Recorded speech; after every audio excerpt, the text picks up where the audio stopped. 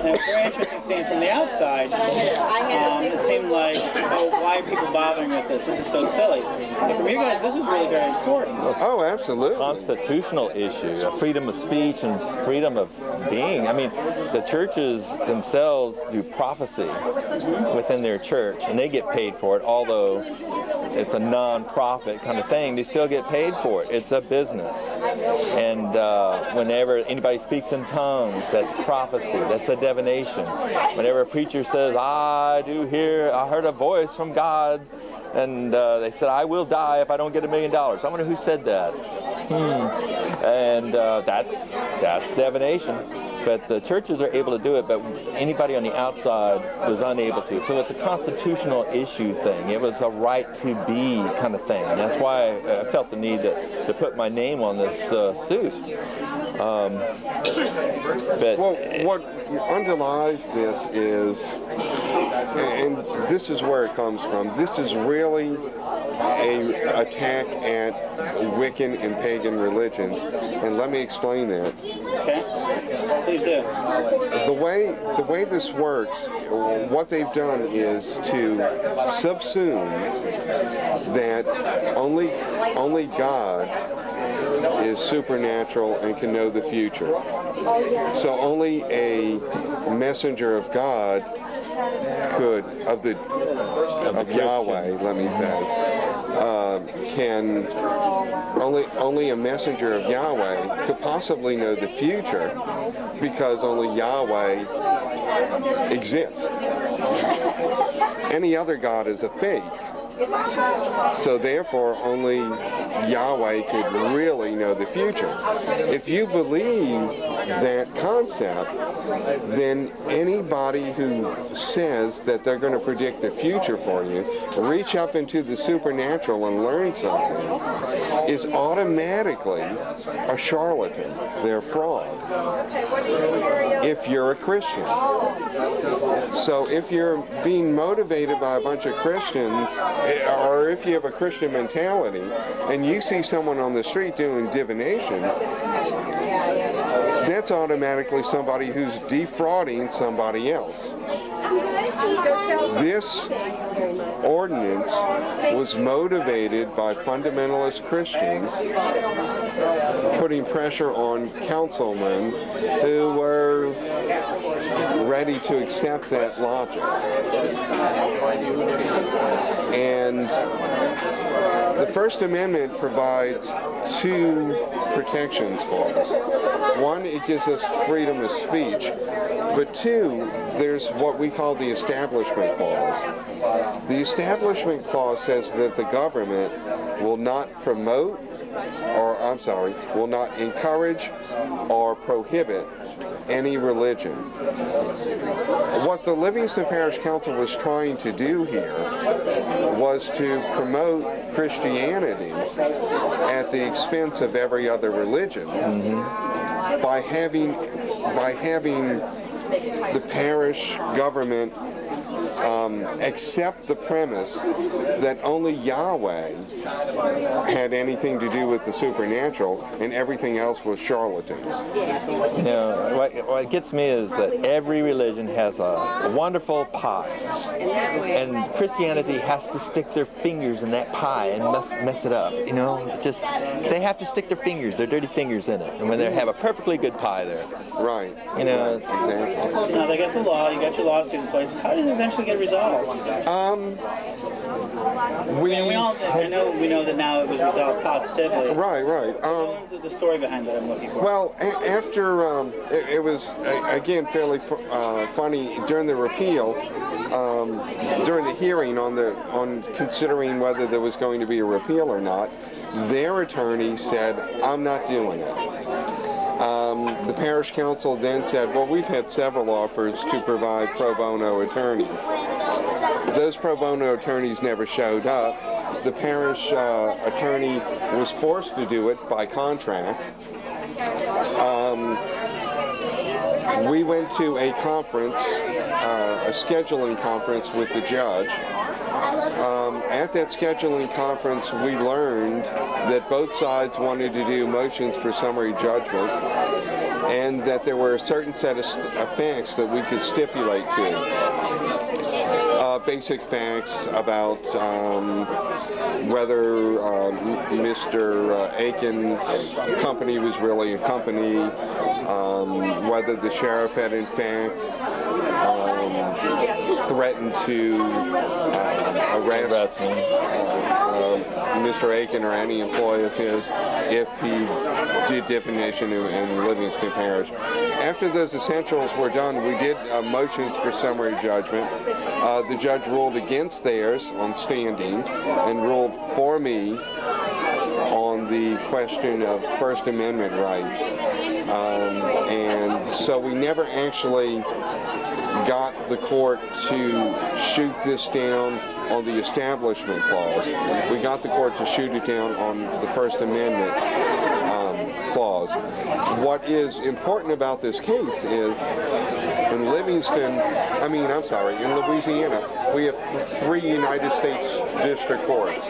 One is Eastern District, one is Middle District, and one is Western District. There was a very similar case about in the 90s, I believe it was, in the Western District, so we have a precedent there. Now we have one in the Middle District. All we need to do is get one in the Eastern District, and we'll cover all the districts for Louisiana. And it also has standing for other people in other parts of the country. Well, yeah, I think so too, because it's a federal case, and any other similar anti-divination ordinance, they can refer to the success here. And then after that, the Livingston Parish decided to repeal it. Yes, they got shot down in am I missing a step? Supreme Court. Went to the Louisiana Supreme Court? No, we didn't go that far. Oh, okay. I thought you did. No, actually, after we won that victory, we had a damage claim against the parish as well. We agreed to settle it, and one of the things we will be doing tonight, the settlement is here, and part of the settlement was to repeal the ordinance, and which is, I assume, what motivated them to repeal it, I believe, on November 24th. Right. One of the things we'll be doing tonight is to sign that officially here, and I believe Dr. Buckland will be one of the witnesses for that, we're happy to say. And we will be Debbie was the one who funded us for the case through the Covenant Church of the Pentacle. We will be returning her fee to her tonight as well. Terrific. So, yes, this is a very happy and successful story. It is. It's rare. And you guys have a lot of bravery, a lot of courage to take this on. A lot of people would just say, well, what is it important? Right. You guys saw this is important. Right. And the story goes on a little bit further. And we're trying to sell this. We are now, as a result of this lawsuit, I have offered to continue to, I did the suit pro bono, incidentally. I did not charge any fee. No one involved this was looking for any money. No, Right. no one received any money for this.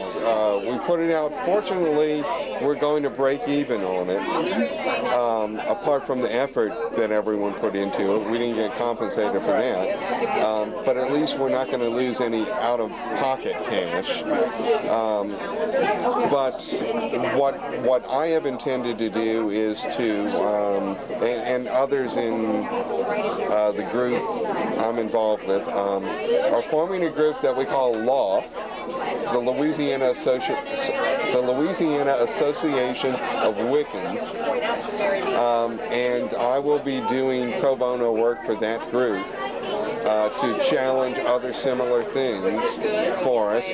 We also hear that there is a similar anti-divination ordinances in other parishes. That may be what the group decides to attack next, or any other You're all over the country. Yeah. Yes. Well, I'm stuck with Louisiana. Sorry. But if attorneys wanted to get some advice from you guys, they can give you a call. Oh, absolutely. I'd love to talk to them. Love to talk about it and give them any tips and hints that that they, happy to talk to them. Right. A lot of the people who are going to see this are non-Wiccans, and a lot of them are young Wiccans just starting out. If they face similar type of discrimination, what would you recommend for them? I'm sorry? If they face, there's a lot of young Wiccans who are going to be seeing this. Well, I mean, I can give them two types of advices. Well, advice is for general. I mean, Well, I can give them advice as an attorney, and I can give them advice as a Wiccan. I think more as a Wiccan we're looking for.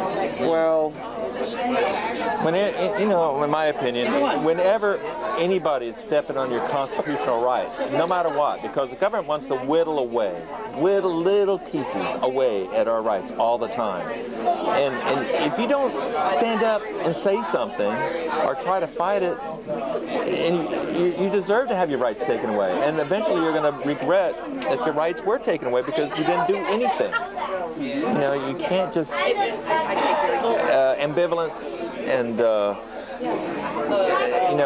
that's what gets people in trouble most of the time. That's with any kind of thing that goes on in the government. I have to say I agree 100%. I couldn't have said it any better than Cliff did. Well, terrific. Thank you so much. And hopefully I'll try catching when you guys sign it. Let me know. Okay, Sure will. See it. All right. People are very excited. But I do have one last question. Did you expect the media outpouring that you guys got?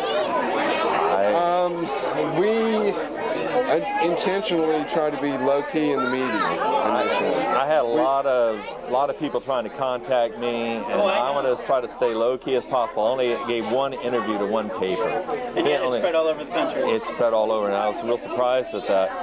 And I didn't really want to be a big hoop-de-doo over this, but I guess something like that, Well, let me personally thank you for doing this. This is important. It's important to me, as well as a lot of people that are watching this. Well, thank you very much for interviewing us and carrying our story onward and forward. And keep a lookout for Griffin's Nest Campground, our next big pagan campground in Louisiana. We'll have festivals and big times just for pagans. There's a real need for that.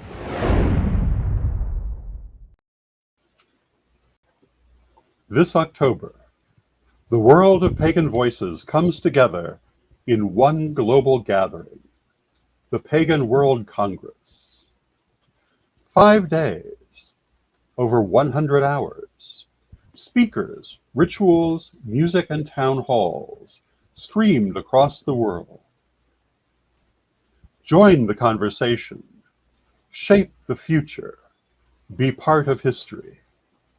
The Pagan World Congress, October 9th through 13th, 2025. Online at paganworld.co.